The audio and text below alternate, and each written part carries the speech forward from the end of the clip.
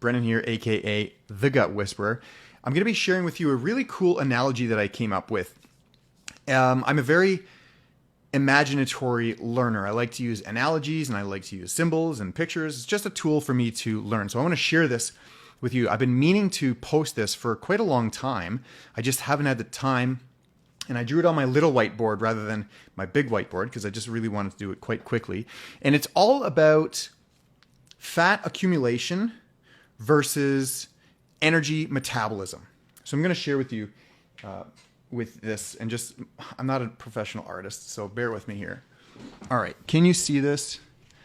I'm going to just move this just a little bit here. Okay, don't look at the bottom here. But this is a train, okay? Scenario 1 and scenario 2. But this is a train, and it's carrying fuel. Those are fuel tankers. Now, when the train reaches its final destination and delivers the fuel, great, mission accomplished. So that's scenario 1. And let's say it's going to the Hamilton Steel Mill. We all know where Hamilton is. You've all seen when you're driving over the Burlington Skyway. You see the flames coming out of those smokestacks. And that just means that the fuel has been delivered and it's being utilized efficiently and it's being burnt off. So that just means efficient fuel. Now, scenario 2. Let's say that train is going to its destination and it gets derailed, okay? And these fuel tankers spill. What does that look like? Well, it's a derail and it's a spill. And it is a mess. So much of a mess that it takes weeks and weeks and teams of experts to clean up that oil spill. It is absolutely horrendous. It's terrible for the environment. It literally is the biggest mess ever. And it's quite rare, but it's horrible, right? So we can all agree that it's a big, big mess.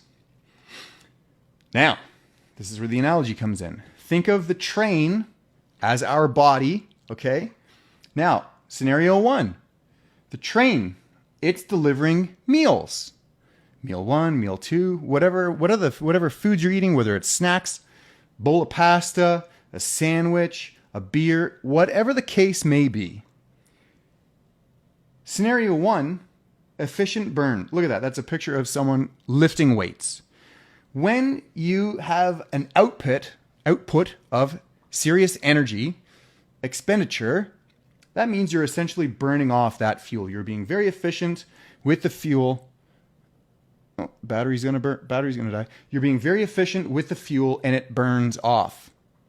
Scenario number 2, right here, look, there's a guy sitting on a desk.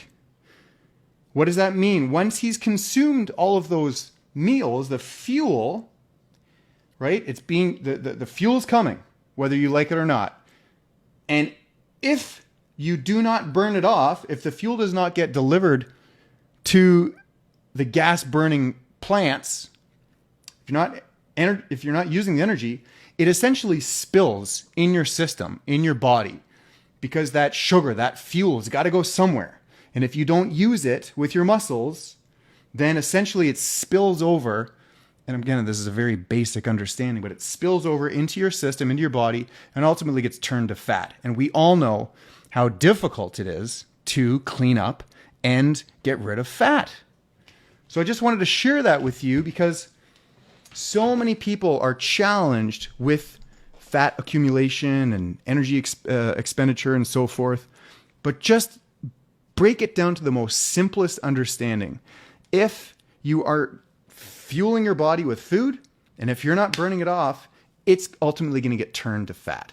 And you've got roughly around 16 to 20 hours, give or take, from once you've consumed the food till you got to burn it up, because past that, it ultimately gets turned to fat. So I just wanted to share that with you. I like the analogy.